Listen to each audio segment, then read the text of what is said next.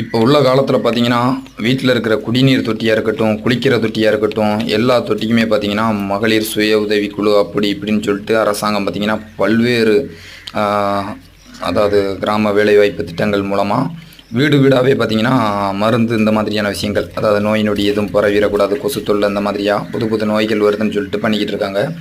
கிட்டத்தட்ட நம்ம வீட்டுக்கு முன்னாலேயும் ஒரு 30 வருஷமாக அந்த கிடங்கு மேடெல்லாம் இருந்துக்கிட்டே இருக்குது.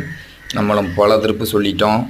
நிறைய அதிகாரிகள்கிட்டையும் சரி எல்லார்ட்டையும் இந்த மாதிரியாக இருக்கிற இந்த கிடங்குகளை நம்ம மண்ணள்ளி போட்டு மூடக்கூட முடியலை. என்ன காரணம்னே தெரியலை.